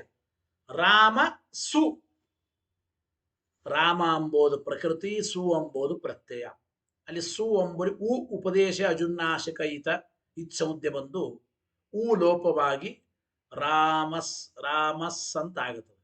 ಸಕಾರಕ್ಕೆ ಸಸೃಶೋ ರುಹು, ಸಕಾರಕ್ಕೆ ಋತ್ವ ಬಂದು ರಾಮರ್. ಆಮೇಲೆ ಖರವಸಾನಯೋರ್ ವಿಸರ್ಜನೀಯ ಅಂತ ಸೂತ್ರ. ರಾಮರ್, ರಾಮಸು, ರಾಮಸ್, ರಾಮರ್, ಆಮೇಲೆ ಅರ ಲೋಪವಾಗಿ ವಿಸರ್ಗ ರಾಮ. ಇಷ್ಟಾಗಬೇಕಾಗಿದೆ. ಯೋಗಿಗಳಲ್ಲಿ ರಮಣ ಮಾಡುವ ವ್ಯಕ್ತಿ ಅವನು ರಾಮ. ರಮಂತೆ ಯೋಗಿನಃ ಅಸ್ಮಿನ್ ಇತಿ ರಾಮ ಅಂತ ಒಂದು ರೀತಿಯ ಅರ್ಥವನ್ನು ಹೇಳಿದ್ದು ಉಂಟು. ಇರ್ಲಿ, ಅಂತೂ ನೋಡಿ, ಪದಗಳಲ್ಲಿ ಇರತಕ್ಕಂತಹ ಪ್ರಕೃತಿ ಮತ್ತು ಪ್ರತ್ಯಯ ಇವುಗಳಿಂದ ಪ್ರತಿಪಾದ್ಯವಾದ ಪದಾರ್ಥಗಳು, ಈ ಪದಾರ್ಥಗಳ ಮಧ್ಯದಲ್ಲಿರುವ ಸಂಬಂಧ ಜ್ಞಾಪಕವಾದದ್ದು. ಅಂದ್ರೆ ಪದಾರ್ಥಗಳ ಮಧ್ಯದಲ್ಲಿ ಸಂಬಂಧ ಜ್ಞಾನ ಹೇಗೆ ಮಾಡಿಕೊಳ್ಳಬೇಕು ಉಪಾಯ ಇಲ್ಲ, ಹಿಂದಿನಿಂದ ಹೇಳ್ತಾ ಇದ್ದ. ಆ ಸಂಬಂಧ ಜ್ಞಾನವನ್ನು ತಿಳಿಸುವ ಉಪಾಯ ಇಲ್ಲ ಅಂದ ಮೇಲೆ ಪದ ಅಂಬೋದು ಸರ್ವಥಾ ಸ್ವಾರ್ಥಬೋಧಕವೂ ಆಗೋದಿಲ್ಲ ಅಂತ ಅವರ ಅಭಿಪ್ರಾಯ. ನೋಡಿ, ಪ್ರಕೃತಿ ಪ್ರತ್ಯಯ ಅರ್ಥ ಸಂಬಂಧ ಬೋಧ ನಿಬಂಧನ ಅದರ್ಶನ. ಪ್ರಕೃತಿ ಪ್ರತ್ಯಯಗಳ ಅರ್ಥ, ಆ ಪದಾರ್ಥಗಳ ಮಧ್ಯದಲ್ಲಿರುವ ಸಂಬಂಧ, ಆ ಸಂಬಂಧದ ಜ್ಞಾನಕ್ಕೆ ನಿಬಂಧನ ಅದರ್ಶನ. ಪದಾರ್ಥಗಳ ಮಧ್ಯದಲ್ಲಿರುವ ಸಂಬಂಧ ಜ್ಞಾನಕ್ಕೆ ಯಾವುದು ಕಾರಣ ಜನಕ, ಯಾವುದು ಉಪಾಯ, ಯಾವುದು ಇಲ್ಲ ಅಂದ ಮೇಲೆ ಪದಾರ್ಥಗಳು ಸ್ವಾರ್ಥವನ್ನ, ಅಂದ್ರೆ ಪದಾರ್ಥಗಳು ತನ್ನ ಅರ್ಥವಾದ ಕ್ರಿಯೆಯನ್ನು ಕಾರಕವನ್ನು ಹೇಳಿಕೊಡ್ತವ ಎಂಬುದು ಕೂಡ ಸರ್ವಥಾ ಯುಕ್ತವಾದದ್ದಲ್ಲ ಎಂಬ ಮಾತನ್ನು ಹೇಳ್ತಾ ಇದ್ದಾರೆ. ಜೊತೆಗೆ ಈ ರೀತಿ ಹೇಳೋದ್ರಿಂದ ಏತೇನ ಆಕಾಂಕ್ಷಾ ಸನ್ನಿಧಿ ಯೋಗ್ಯತಾವತ್ ಪದೈ ಅಭಿಹಿತಾ ಪದಾರ್ಥಾ ಏವ ವಾಕ್ಯಾರ್ಥೀ ಭವಂತಿ ಇತ್ಯಪಿ ನಿರಸ್ತಂ ಎಂಬ ಮಾತನ್ನು ಹೇಳ್ತಾ ಇದ್ದಾರೆ. ಪದಾರ್ಥಗಳ ಮಧ್ಯದಲ್ಲಿ ಸಂಬಂಧ ಜ್ಞಾನ ಮಾಡಿಸಿಕೊಡುವ ಸಾಧನೆ ಉಪಾಯವೇ ಇಲ್ಲ ಅಂದ ಮೇಲೆ ಪದಾರ್ಥಗಳು ತನ್ನ ಸ್ವಾರ್ಥವನ್ನ, ಅಂದ್ರೆ ತನ್ನ ಅರ್ಥವನ್ನ, ಕ್ರಿಯೆಯನ್ನೋ ಕಾರಕವನ್ನೋ ತಿಳಿಸಿಕೊಡೋದಿಲ್ಲ ಅಂತ ಹಿಂದಂದ್ರು. ಇದು ಹೇಳೋದ್ರಿಂದ ಇನ್ನೊಬ್ಬರ ಮಾತನ್ನು ಕೂಡ ನಿರಾಕರಣೆ ಮಾಡಿದಂಗಾಯಿತು. ಇನ್ನೊಬ್ಬರ ಮಾತನ್ನು ನಿರಾಕರಣೆ ಮಾಡಿದಂಗಾಯಿತು ಅಂತಾರೆ. ಏನು ಅಂದ್ರೆ, ಆಕಾಂಕ್ಷಾ ಸನ್ನಿಧಿ ಯೋಗ್ಯತ ಇವುಗಳಿರತಕ್ಕಂತಹ ಪದಗಳಿಂದ ಹೇಳಲ್ಪಟ್ಟ ಪದಾರ್ಥಗಳು ತಾವೇ ಪರಸ್ಪರ ಸಂಬಂಧವನ್ನ ಪಡೆದುಕೊಂಡು ಅವು ವಾಕ್ಯಾರ್ಥಗಳಾಗುತ್ತವೆ ಅಂತ ಒಬ್ಬರ ಮತ ಇದೆ. ಅಂದ್ರೆ ಯಾವುದೇ ಪದಗಳು ಅರ್ಥಜ್ಞಾನ ಮಾಡಿಸ್ಬೇಕಾದ್ರೆ ಆಕಾಂಕ್ಷೆ ಇರಬೇಕು. ಪರಸ್ಪರ ರಾಮ ವನಂ ಗಚ್ಚತಿ ಆಕಾಂಕ್ಷೆ ಇರಬೇಕು. ಮತ್ತು ಸನ್ನಿಧಿ ಎಷ್ಟು ಹತ್ತಿರದಲ್ಲಿರಬೇಕು ಅಷ್ಟು ಹತ್ತಿರದಲ್ಲಿ ಉಚ್ಚಾರ ಮಾಡಬೇಕು ಸನ್ನಿಧಿ. ಮತ್ತು ಯೋಗ್ಯತಾ ಇರಬೇಕು. ಅಗ್ನಿನ ಸಿಂಚತಿ ಅಂದ್ರೆ ಅಗ್ನಿಯಿಂದ ಸಿಂಪಡಿಸುವುದು ಸಾಧ್ಯ ಇಲ್ಲ, ಯೋಗ್ಯತಾ ಇಲ್ಲ. ಅಗ್ನಿಯಲ್ಲಿ ಸೇಚನ ರೂಪವಾದ ಯೋಗ್ಯತಾ ಇಲ್ಲ, ಸಿಂಪಡಿಸುವಿಕೆ ಎಂಬ ಯೋಗ್ಯತೆ ಇಲ್ಲ. ಹೀಗೆ ಅಂತೂ ಸನ್ನಿಧಿ, ಆಕಾಂಕ್ಷ, ಯೋಗ್ಯತಾ ಇವುಗಳಿರತಕ್ಕಂತಹ ಪದಗಳಿಂದ ಹೇಳಲ್ಪಟ್ಟ ಪದಾರ್ಥಗಳೇನಿವೆ ಆ ಪದಾರ್ಥಗಳೇನೇ ತಾವೇನೇ ಪರಸ್ಪರ ಸಂಬಂಧವನ್ನು ಪಡೆದುಕೊಂಡು ಅವು ವಾಕ್ಯಾರ್ಥಗಳಾಗುತ್ತವೆ ಅಂತ ಕೆಲವರ ಮತ ಇದೆ. ಇದೂ ಕೂಡ ನಿರಾಕರಣೆ ಮಾಡದಂಗಾಯಿತು. ಇದೂ ಕೂಡ ಸರ್ವತಾ ಹೇಳಲಿಕ್ಕೆ ಬರೋದಿಲ್ಲ. ಯಾತಕ್ಕೆ ಅಂದ್ರೆ ಪದಾರ್ಥಗಳ ಮಧ್ಯದಲ್ಲಿ ಸಂಬಂಧ ಜ್ಞಾನ ಮಾಡಿಸಿಕೊಡೋದೇ ಇಲ್ಲ. ಪದಾರ್ಥಗಳ ಮಧ್ಯದಲ್ಲಿ ಸಂಬಂಧ ಜ್ಞಾನ ಹುಟ್ಟೋದಕ್ಕೆ ಉಪಾಯವೇ ಇಲ್ಲ. ಪದಾರ್ಥ ಜ್ಞಾನ ಅಂದ್ರೆ ಪದಾರ್ಥಗಳ ಮಧ್ಯದಲ್ಲಿರುವ ಸಂಬಂಧ ಜ್ಞಾನಕ್ಕೆ ಜನಕವಾದದ್ದು ಯಾವುದೂ ಇಲ್ಲ. ಆದ್ದರಿಂದ ಆ ಪದಾರ್ಥಗಳ ಮಧ್ಯದಲ್ಲಿ ಇರುವ ಸಂಬಂಧ ಜ್ಞಾಪಕವಾದದ್ದೇ ಯಾವುದೂ ಇಲ್ಲ ಅಂತಂದ್ರೆ ಆ ಪದಾರ್ಥಗಳೇ ಸ್ವಯಂ ತಾವೇ ಸಂಬಂಧವನ್ನು ಪಡೆದುಕೊಂಡು ವಾಕ್ಯಾರ್ಥಗಳಾಗುತ್ತವೆ ಎಂಬ ವಿಚಾರವನ್ನು ಕೂಡ ನಿರಾಕರಣೆ ಮಾಡದಂಗಾಯಿತು. ಇದು ಒಪ್ಪಲಿಕ್ಕೆ ಬರೋದಿಲ್ಲ ಅಂದ್ರು. ಆದ್ದರಿಂದ ವಾಕ್ಯಾರ್ಥ ಅವಗತೆ ಕಾರಣ ನಿರೂಪಣಾತ್, ಆದ್ದರಿಂದ ಹೇಳಲಿಕ್ಕೆ ಬರೋದಿಲ್ಲ ಎಂಬ ಮಾತನ್ನು ಹೇಳ್ತಾ ಇದ್ದ. ವಸ್ತುಸ್ಥಿತಿ ಹೀಗಿರಬೇಕಾದ್ರೆ ಆ ವಾಕ್ಯಾರ್ಥದ ಜ್ಞಾನಕ್ಕೆ ಕಾರಣವನ್ನ ಹೇಳಿಲ್ಲ. ಅಂದ್ರೆ ಪದಾರ್ಥಗಳ ಮಧ್ಯದಲ್ಲಿರುವ ಸಂಬಂಧ ಜ್ಞಾನಕ್ಕೆ ಕಾರಣ ಏನು? ವಾಕ್ಯಾರ್ಥದ ಜ್ಞಾನಕ್ಕೆ ಕಾರಣ ಯಾವುದು ಅಂತ ಹೇಳಿಲ್ಲ. ಅಂದಮೇಲೆ ವಾಕ್ಯಾರ್ಥ ಜ್ಞಾನಕ್ಕೆ ಕಾರಣ ಯಾವುದು ಅಂತ ಹೇಳೇ ಇಲ್ಲ. ಅಂದಮೇಲೆ ವಾಕ್ಯಾರ್ಥ ಜ್ಞಾನದ ವಿಚಾರದಲ್ಲಿ, ವಾಕ್ಯಾರ್ಥವನ್ನ ತಿಳಿಸಿಕೊಡೋ ವಿಚಾರದಲ್ಲಿ ವೇದ ಎಂಬುದು ಪ್ರಮಾಣ ಅಂತಂದ್ರೆ ಅದು ಹೇಗೆ ವೇದ ಪ್ರಮಾಣ ಆಗಲಿಕ್ಕೆ ಸಾಧ್ಯ? ಸರ್ವಥಾ ವೇದ ಎಂಬುದು ಪ್ರಮಾಣವಾಗುವುದಿಲ್ಲ ಎಂಬ ಮಾತನ್ನು ತಿಳಿಸಿಕೊಡ್ತಾ ಇದ್ದಾರೆ. ಅಂದ್ರೆ ಪದಾರ್ಥದ ವಿಷಯದಲ್ಲಿ ಆಗಲಿ ವಾಕ್ಯಾರ್ಥದ ವಿಷಯದಲ್ಲಿ ಆಗಲಿ ವೇದ ಅಂದ್ರೆ ವರ್ಣ ಪದಗಳ ಸಮುದಾಯ ರೂಪವಾದ ವೇದ ಇದು ಪ್ರಮಾಣವಾಗೋದಿಲ್ಲ ಅಂತ ಇಷ್ಟು ಒಟ್ಟು ಟೋಟಲ್ ಅವರ ಅಭಿಪ್ರಾಯ. ಗೊತ್ತಾಯ್ತೋ ಇಲ್ಲ? ಸರ್ವಥಾ ಸಾಧ್ಯವಿಲ್ಲ ಅಂತ ಅಭಿಪ್ರಾಯ. ಅದಕ್ಕೆ ಆಚಾರ್ಯ ಉತ್ತರ ಕೊಡ್ತಾರೆ, ಅವಶ್ಯವಾಗಿ ಪದಗಳು ಯೋಗ್ಯೇತರಾನ್ವಿತವಾದ ಸ್ವಾರ್ಥವನ್ನು ತಿಳಿಸಿಕೊಡ್ತವೆ. ಪದಗಳು ತಮಗೆ ಅನ್ವಯ ಹೊಂದಲಿಕ್ಕೆ ಯೋಗ್ಯವಾದ ಪದಾರ್ಥಗಳನ್ನ ತಿಳಿಸಿಕೊಡ್ತವೆ ಎಂಬ ವಿಚಾರ. ಅಂದ್ರೆ ಯಾವುದೇ ಪದಗಳಿಗೆ ಯಾವ ಪದಾರ್ಥದಲ್ಲಿ ಶಕ್ತಿ ಇದೆ ಎಂಬ ವಿಚಾರವೇ ಶಕ್ತಿವಾದ. ಯಾವ ಪದಗಳು ಯಾವ ಪದಾರ್ಥವನ್ನು ತಿಳಿಸಿಕೊಡ್ತವೆ ಎಂಬುದೇ ಶಕ್ತಿವಾದ ಅಂತ ಕರೀತಾರೆ. ಅವ್ರು ಹೇಳಿದ್ದೇನು? ಒಟ್ಟು ವರ್ಣ ಪದಗಳಿಂದ ಕೂಡಿದ ವೇದ ಇದು ಯಾವುದೇ ವಿಧವಾದ ಪದಾರ್ಥವನ್ನಾಗಲಿ ವಾಕ್ಯಾರ್ಥವನ್ನಾಗಲಿ ತಿಳಿಸಿಕೊಡೋದಿಲ್ಲ. ಪದಾರ್ಥ ಮತ್ತು ವಾಕ್ಯಾರ್ಥದ ವಿಚಾರದಲ್ಲಿ ಪ್ರಮಾಣವಾಗೋದಿಲ್ಲ ಅಂತ ಅವರಂದ್ರೆ ಆಚಾರ್ಯ ಉತ್ತರ ಕೊಡ್ತಾ ಇದ್ದಾರೆ. ಏನಾಯ್ತು ಕೊನೆಗೆ ನೋಡಿ ಅವ್ರಿಗೆ ಪೂರ್ವ ಪಕ್ಷ, ಆಚಾರ್ಯ ಉತ್ತರ ನೋಡೋಣ. ಅತಃ ಅನಿಯತ ನಿಮಿತ್ತಕತ್ವಾತ್ ಔತ್ಪ್ರೇಕ್ಷಿಕ ಏವ ವಾಕ್ಯಾರ್ಥ ಬೋಧ. ಹಾಗಾದ್ರೆ ವಾಕ್ಯಾರ್ಥ ಜ್ಞಾನಕ್ಕೆ ಕಾರಣ ಯಾವುದು? ನಿಯತವಾದದ್ದು ಒಂದಿಲ್ಲ. ವಾಕ್ಯಾರ್ಥ ಜ್ಞಾನಕ್ಕೆ ಕಾರಣವಾದದ್ದನ್ನ ಕೇವಲ ಊಹೆ ಮಾಡಬೇಕಷ್ಟೇ. ಔತ್ಪ್ರೇಕ್ಷಿಕ ಏವ ವಾಕ್ಯಾರ್ಥ ಬೋಧ. ವಾಕ್ಯಾರ್ಥ ಜ್ಞಾನಕ್ಕೆ ಅಂದ್ರೆ ಪದಾರ್ಥಗಳ ಮಧ್ಯದಲ್ಲಿರುವ ಸಂಬಂಧ ಜ್ಞಾನಕ್ಕೆ ಜ್ಞಾಪಕವಾದದ್ದೇ ಯಾವುದಿಲ್ಲ ಅಂದಮೇಲೆ ವಾಕ್ಯಾರ್ಥ ಜ್ಞಾನ ಯಾವುದರಿಂದ ಆಗಬೇಕು? ವಾಕ್ಯಾರ್ಥ ಜ್ಞಾನ ಕೇವಲ ಔತ್ಪ್ರೇಕ್ಷಿಕ, ಊಹೆ ಮಾಡಬೇಕಷ್ಟೇ. ಅದಕ್ಕೆ ಯಾವುದೇ ವಿಧವಾದ ಒಂದು ನಿಮಿತ್ತ ಇಲ್ಲ, ಉಪಾಯ ಕಾರಣವಾದದ್ದು ಸಾಧನವಾದದ್ದು ಇಲ್ಲ ವಾಕ್ಯಾರ್ಥ ಜ್ಞಾನಕ್ಕೆ. ಅನಿಯತ ನಿಮಿತ್ತಕತ್ವಾದ, ನಿಯತವಾದ ಒಂದು ನಿಮಿತ್ತ ಎಂಬುದಿಲ್ಲ ಅಂದಮೇಲೆ ವಾಕ್ಯಾರ್ಥ ಬೋಧ ಕೇವಲ ಔತ್ಪ್ರೇಕ್ಷಿಕ. ವಾಕ್ಯಾರ್ಥ ಜ್ಞಾನ ಆಗುತ್ತೆ ಎಂಬುದು ಕೇವಲ ಊಹೆ ಮಾಡಬೇಕಷ್ಟೇ. ಅಂದ ಮೇಲೆ ಯಾವುದರಿಂದಲೂ ವಾಕ್ಯಾರ್ಥ ಜ್ಞಾನ ಎಂಬುದು ಆಗೋದಿಲ್ಲ. ಅಂದ ಮೇಲೆ ವೇದದಿಂದ ವಾಕ್ಯಾರ್ಥ ಜ್ಞಾನ ಆಗುತ್ತದೆ ಅನಬೇಡ್ರಿ. ಇತ್ಯಪ್ರಾಮಾಣ್ಯಂ ವೇದಸ್ಯ. ಆದ್ರಿಂದ ಸರ್ವಥಾ ವೇದಕ್ಕೆ ಪ್ರಾಮಾಣ್ಯ ಇಲ್ಲ, ವೇದಕ್ಕೆ ಸರ್ವಥಾ ಪ್ರಾಮಾಣ್ಯ ಇಲ್ಲ ಅಂತ ಹಿಂಗ ಪೂರ್ವ ಪಕ್ಷ ಬಂದ್ರೆ ಇತ್ಯತಃ ಆಹ ಶಕ್ತಿಶ್ಚೇತಿ. ಅದಕ್ಕೆ ಆಚಾರ್ಯರು ಉತ್ತರ ಕೊಡ್ತಾ ಇದ್ದಾರೆ ಅನುವ್ಯಾಖ್ಯಾನದಲ್ಲಿ. ಆ ಶ್ಲೋಕ ಹೇಳಿ ಅರ್ಥ ಮತ್ತೆ ತಿಳಿಯೋಣ. ಶಕ್ತಿಶ್ಚೈವಾನ್ವಿತೆ ಸ್ವಾರ್ಥೇ ಶಬ್ದಾನಾಮನುಭೂಯತೆ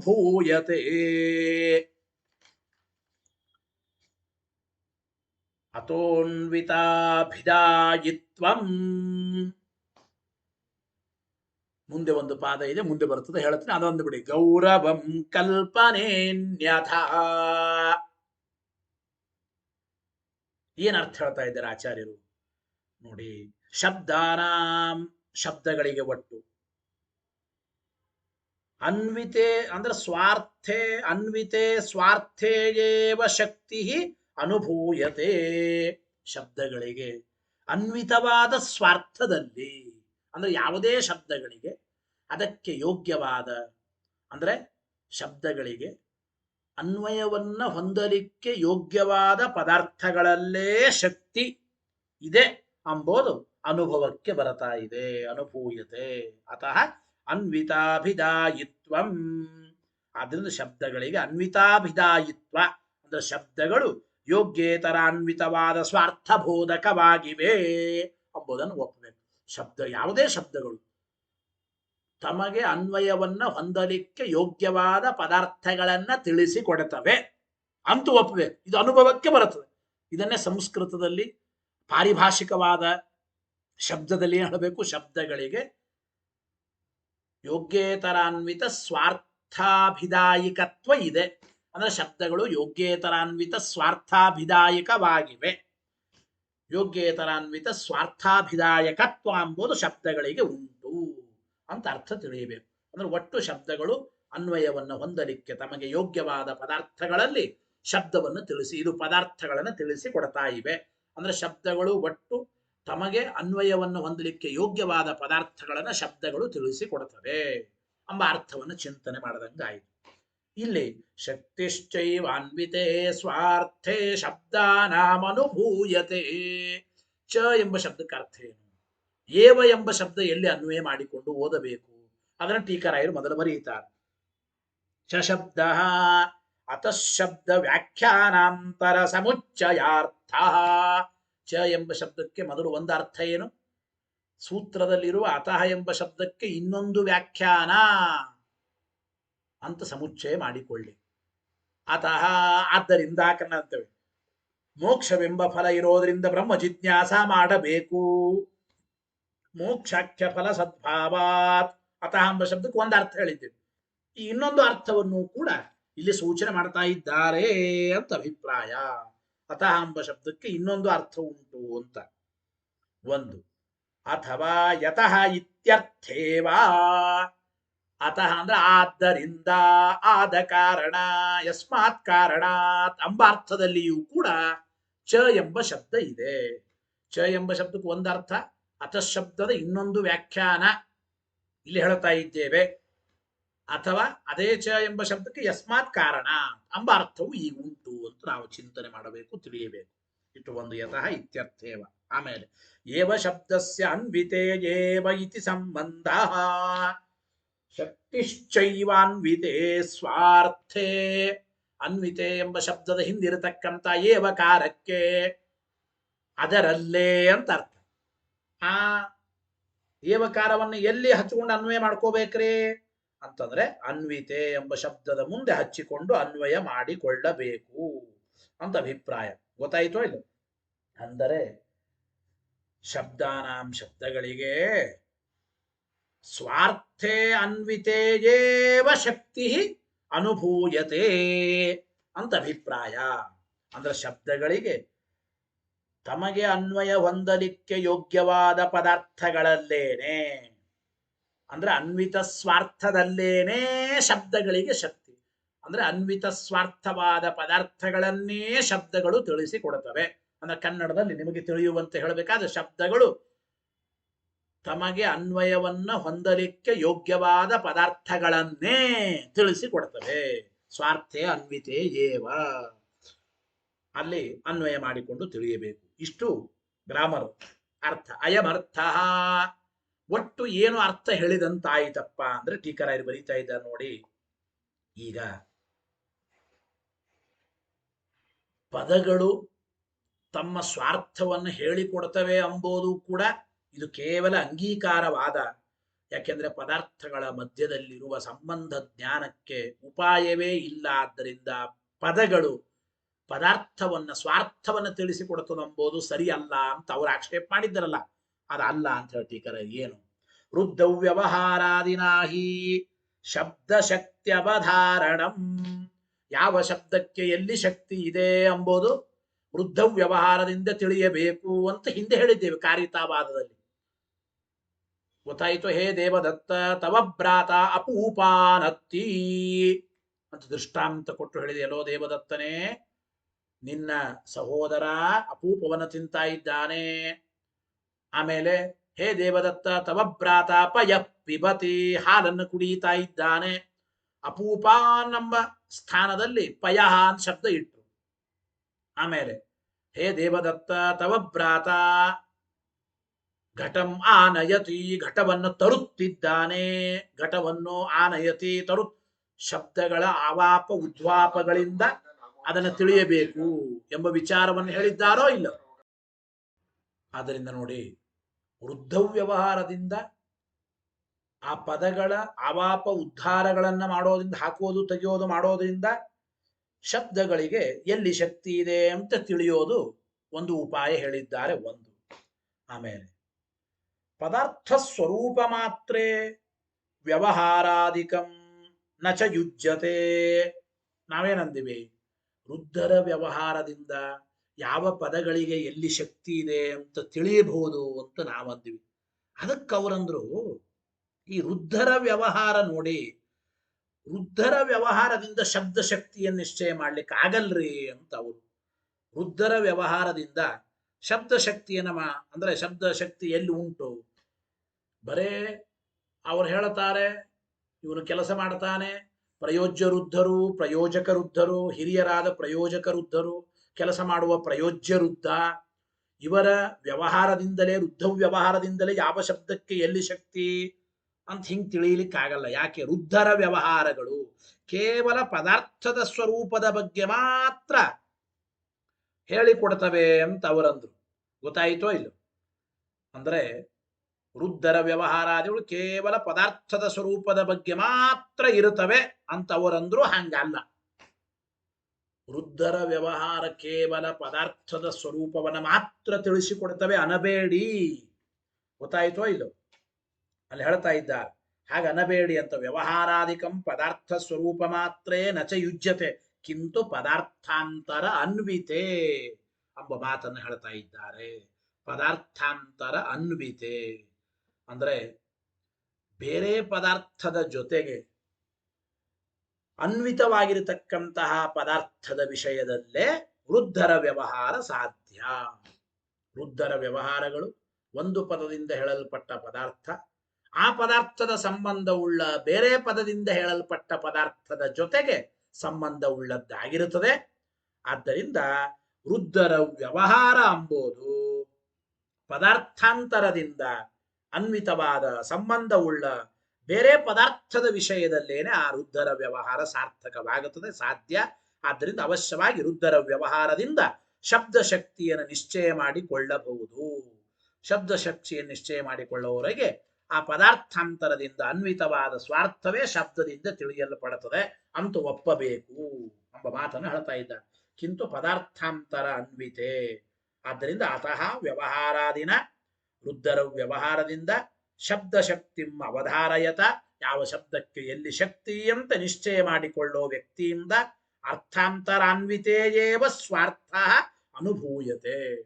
ಒಂದು ಪದಾರ್ಥದಿಂದ ಇನ್ನೊಂದು ಪದಾರ್ಥದ ಸಂಬಂಧವುಳ್ಳ ಆ ಪದಾರ್ಥ ತಿಳಿಸಿಕೊಡುತ್ತದೆ. ಘಟಮಾನಯ ಅಂತ ಪ್ರಯೋಜಕ ವೃದ್ಧ ಹೇಳಿದ್ರೆ, ಪ್ರಯೋಜ್ಯ ವೃದ್ಧ ಕೆಲಸ ಮಾಡೋ ವ್ಯಕ್ತಿ, ಅವನ ಘಟವನ್ನು ತರ್ತಾನೆ. ಹಾಗಾದ್ರೆ ಇವರು ಬಳಸಿದ ಘಟಂ ಎಂಬ ಪದಾರ್ಥ ಆನಯನ ರೂಪವಾದ ಕ್ರಿಯೆ ಎಂಬ ಪದಾರ್ಥದ ಜೊತೆಗೆ ಸಂಬಂಧವುಳ್ಳದ್ದಾಗಿದೆ. ಘಟಂ ಆನಯ ಎಂಬುದಕ್ಕೆ ಘಟವನ್ನು ತೆಗೆದುಕೊಂಡು ಬಾ. ಈ ರೀತಿ ಶಬ್ದಗಳಿಗೆ ಆ ಸ್ವಾರ್ಥದ ಅನುಭವ ಎಂಬುದು ಬರುತ್ತದೆ. ಇತ್ಯಂಗೀಕರಣೀಯಂ, ಹಿಂಗು ಒಪ್ಪಲೇಬೇಕು ಎಂಬ ಮಾತನ್ನ ಇಲ್ಲಿ ತಿಳಿಸಿಕೊಡ್ತಾರೆ. ವೃದ್ಧರ ವ್ಯವಹಾರದಿಂದ ಅವಶ್ಯವಾಗಿ ಯಾವ ಶಬ್ದಕ್ಕೆ ಎಲ್ಲಿ ಶಕ್ತಿ ಎಂಬುದನ್ನ ತಿಳಿಯಬಹುದು ಅಂತ ಇದ್ದಾರೆ. ಜೊತೆಗೆ ಇಲ್ಲಿ ಅವನಿಗೆ ವಿಕಲ್ಪ ಮಾಡಿ ನಿರಾಕರಣೆ ಮಾಡ್ತಾ ಇದ್ದಾರೆ. ಅವ್ರು ಹೇಳಿದ್ರು, ಒಂದೊಂದು ಪದಗಳು ಪದಾರ್ಥ ಬೋಧಕವಾಗುತ್ತವೋ ಅಥವಾ ಎಲ್ಲಾ ಪದಗಳ ಸಮುದಾಯ ಪದಾರ್ಥ ಬೋಧಕವಾಗುತ್ತದೋ, ವಾಕ್ಯಾರ್ಥ ಬೋಧಕ, ಹಿಂಗ್ ವಿಕಲ್ಪ ಮಾಡಿ ನಿರಾಕರಣೆ ಮಾಡಿ ಅದಕ್ಕೆಲ್ಲ ಉತ್ತರ ಕೊಡ್ತಾ ಇದ್ದಾರೆ. ಒಂದೊಂದಾಗಿ ನಿಧಾನವಾಗಿ ಅದನ್ನು ತಿಳಿಯಬಹುದು. ನಾಳಿನ ಪಾಠದಲ್ಲಿ ಅದನ್ನು ಮತ್ತೆ ತಿಳಿಯೋಣ. ಗಲಾಟೆ ಆಯಿತು. ಮೊದಲು ಇಷ್ಟಾಭಿಪ್ರಾಯ. ಈಗ ಅವಶ್ಯವಾಗಿ ವೃದ್ಧರ ವ್ಯವಹಾರದಿಂದ ಯಾವ ಪದಗಳಿಗೆ ಎಲ್ಲಿ ಶಕ್ತಿ, ಯಾವ ಪದಗಳು ಯಾವ ಪದಾರ್ಥವನ್ನು ತಿಳಿಸಿಕೊಡುತ್ತವೆ ಎಂಬುದು ತಿಳಿಯಬಹುದು. ವೃದ್ಧರ ವ್ಯವಹಾರವೇ ಶಬ್ದಶಕ್ತಿ ಜ್ಞಾಪಕ, ಉಪಾಯ ಇಲ್ಲ ಅನಬೇಡಿ. ಪದಗಳು ಪದಾರ್ಥವನ್ನು ತಿಳಿಸಿಕೊಡ್ತವೆ ಎಂಬುದಕ್ಕೆ ಏನು ಉಪಾಯ? ವೃದ್ಧರ ವ್ಯವಹಾರವೇ ಉಪಾಯ ಎಂಬ ಮಾತನ್ನು ತಿಳಿಸಿದಂತಾಯಿತು. ಮುಂದೆ ಇನ್ನೂ ಕೆಲವು ಈ ವಿಚಾರದ ಬಗ್ಗೆ, ಶಬ್ದಕ್ಕೆ ಎಲ್ಲಿ ಶಕ್ತಿ ಇದೆ, ಹೇಗೆ, ಏನು, ಆ ವಿಚಾರ ಮತ್ತೆ ನಾಳಿನ ಪಾಠದಲ್ಲಿ ಮತ್ತೆ ಮುಂದುವರೆಸೋಣ. ಹರಯೇ ನಮಃ. ಶ್ರೀಕೃಷ್ಣಾರ್ಪಣಮಸ್ತು. ಅನೇನ ಭಾವೇತ್ ಪುಣ್ಯಂ ತದಾಪ್ನೋತು ಗುರುರ್ಮಮ. ಮಧ್ವೇಶಾರ್ಪಣಮಸ್ತು.